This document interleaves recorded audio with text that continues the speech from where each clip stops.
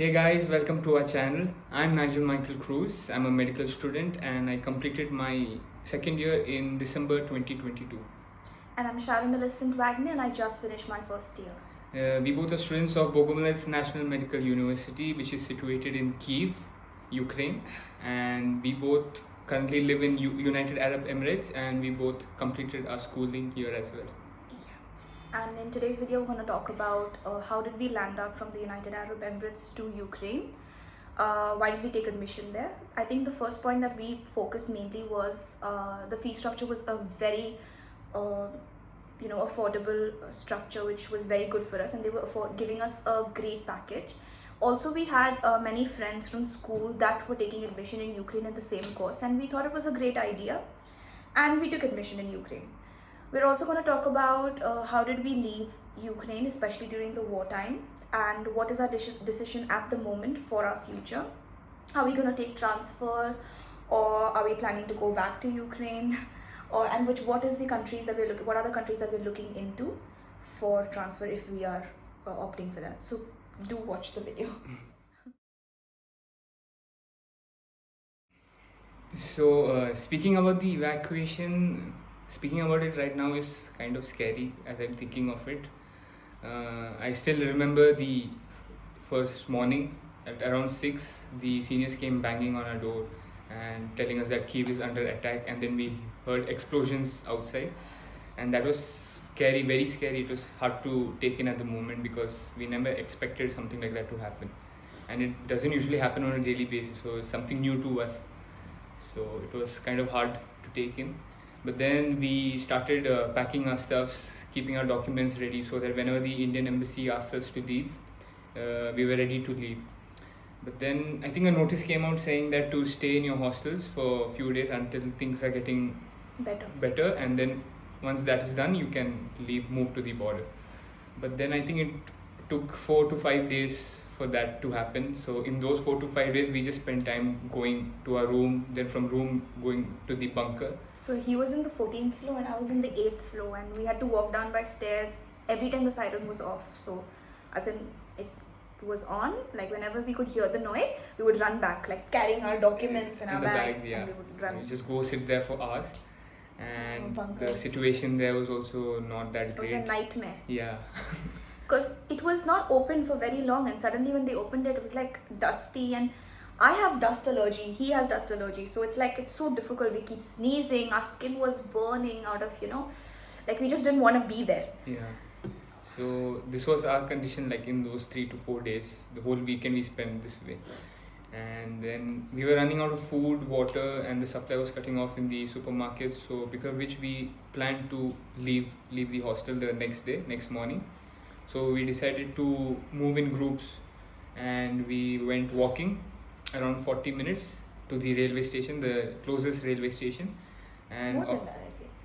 Yeah. It was the longest walk of my life. It was the longest walk. Yeah, and on our way to the railway station, we found a civilian's body lying on the floor, and that was heartbreaking.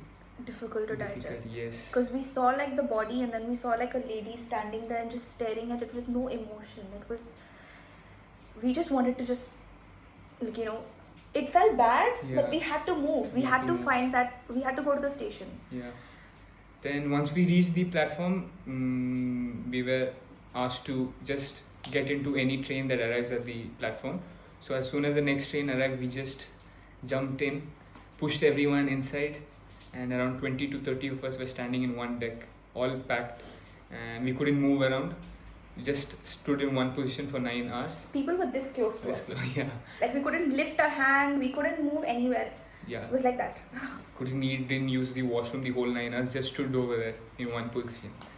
And yeah, so it was kind of claustrophobic over there, so people couldn't take that somewhere. Fainting, crying, all emotions, mixed emotions. Anger, yes. So after those 9 hours journey, we reached another state called Lviv, and we had no trains moving to the border at that time, so we spent the whole night at the railway station. There was one train, but they denied us entry. Yeah, they didn't let us in. So we chose to spend the whole night at the railway station. We slept at the platform, The It was next freezing yeah, it cold. was very cold. The next morning we booked a train that will take us to the border, but then we paid, we did everything, and then it never showed up. So it got cancelled at the last moment, and after which we chose to go by cars. We chose to book Uber, but then they were like asking us to pay around $300-400 to just take four people at a time to the border, and that was too costly. And it's quite obvious because even they are risking themselves for it. So then we found van that was carrying 20 to 30 people at a time, and But like uh, the the van guy also, we couldn't find him on any app or anything. He was just there. The driver was there, and we were like, please, because even though we were ready to pay those $300 or whatever, the taxi people were like only calling us, telling us this, and then they were not yeah, they were not coming anywhere close to the station. So some how are we wouldn't gonna even find show them? up. Yeah. So we found this driver and we were like, please, we're so many students and we really need to reach the border. Please take us there. And he was like, okay, but I won't be able to fit all of you in. So I'll call a friend of mine and we would accommodate that way. He took us, but he didn't take us anywhere close to the border because he wasn't like ready to take that risk for himself. So we had to walk towards Slovakia side. We had two options. We chose the closer one. But then unfortunately there was no one from the Indian embassy waiting at the other side of the border. We didn't know that that was happening because we called them and we told them, but then they told us you come to the point of the Slovakia border between Ukraine and Slovakia and we'll meet you there. We stood. I think it was easiest to go down there. It was easy to cross the border. So it just opened up. Yeah. So when we went, we called them and we were like, these people are sending us to the refugee camp, but we can't find like Indian embassy people. So he's like, no, you're in the wrong border, and I'm like, no, we can't do anything about it because we chose the closest option, which was safe for us as well. Now we are on the other side of the border, but luckily we got in touch with a guy in the refugee camp. Yeah, in the refugee camp. He was kind enough and he was pressurizing the guy from the Indian embassy to like please somehow manage the situation, like to arrange a bus for us so that we were able to move to the hotels.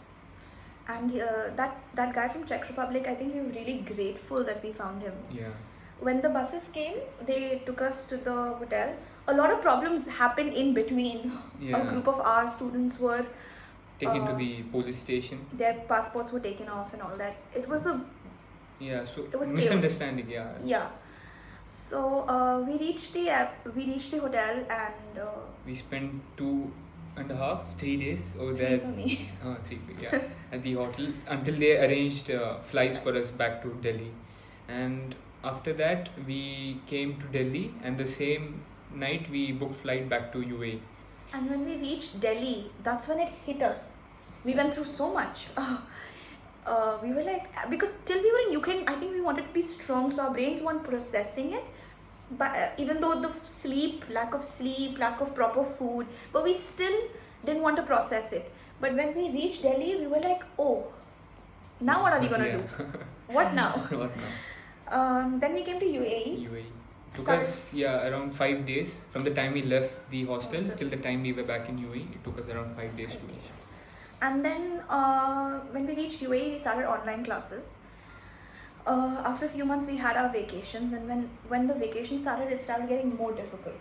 It became more difficult because at that point we started thinking we need practical knowledge. We can't just become doctors with online classes and theory. Obviously, we don't feel satisfied studying that way.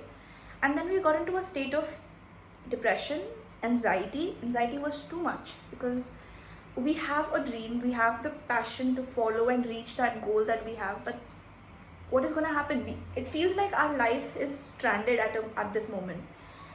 And I'm not saying that the situation is completely better for us.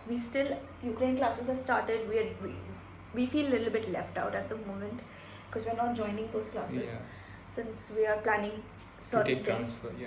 And but we feel like there is some hope, so we are better.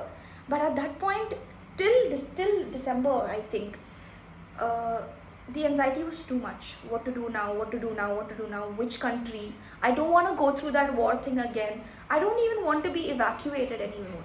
It was that difficult. So yeah.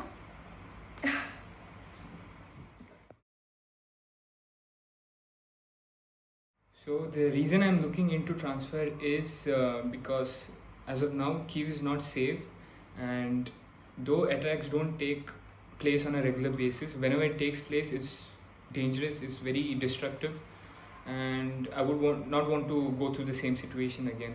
I would choose something safe, a better option for me. And secondly, Licensing exam. the licensing exam. The licensing exam is the exam that we give at the end of a 6-year course. So that is in the Ukrainian language, and That's given after the internship. yeah, it is given after the internship. And yeah, so it would be kind of hard for us to give an exam in their language, because obviously we would prefer English, and we would want them also to take a step and make sure that the international students give the exam in English.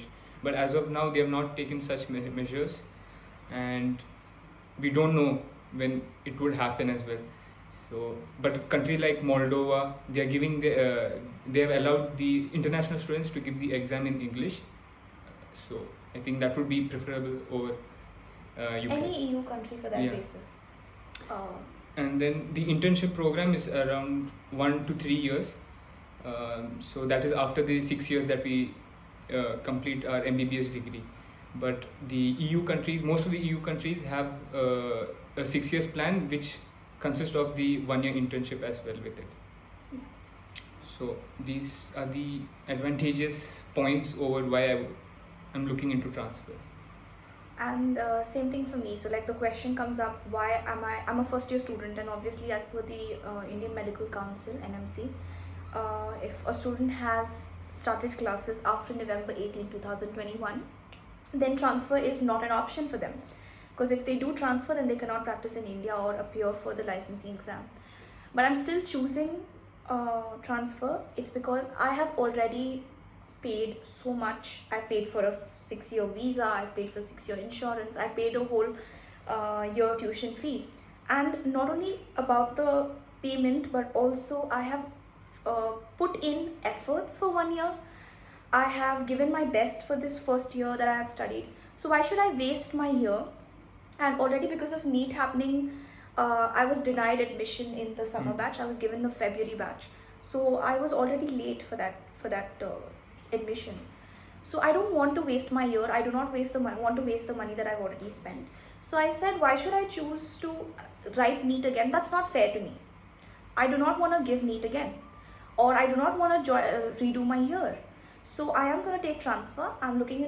Right now I'm looking into countries like Serbia, which is a candidate country of in the European Union, and as well as Croatia, yeah, which is already a EU country, and it is also in the Schengen zone at the moment. So see, my thing is, if I can't work in India as a doctor, it doesn't really put in that much of a, it doesn't hold that much place for me when I see it as a disadvantage, because my end goal over here, not only for me, for any medical student, is to be able to practice and serve people. I know it's very cliche for me to say that I want to become a doctor to serve people or serve humanity, but that is my reason. And I'm not trying to be cliche or anything, but I'm being very honest. If I am not wanting to become a doctor to serve a particular nationality or a particular country. If I can serve a very small part of humanity as a doctor, as a physician, I'd be really happy.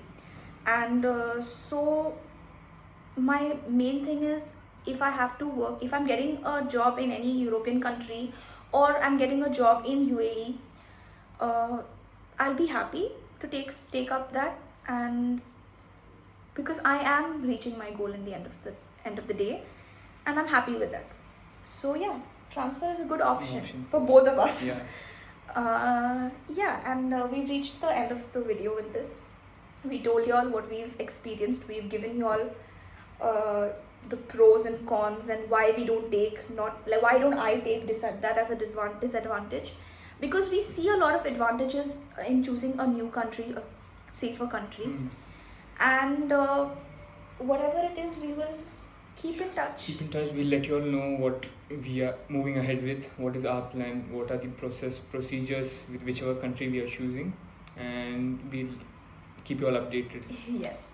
So stay tuned. Make sure you like, share. Share it, because I'm sure this is going to help a lot of students that are in our situation. And I hope that people that are looking into, like students that are in our situation and are watching these videos, it is helping you. So do share it with anybody that you know that needs help. So, and to keep yourself updated, you all can even subscribe. So yeah, thank you for watching.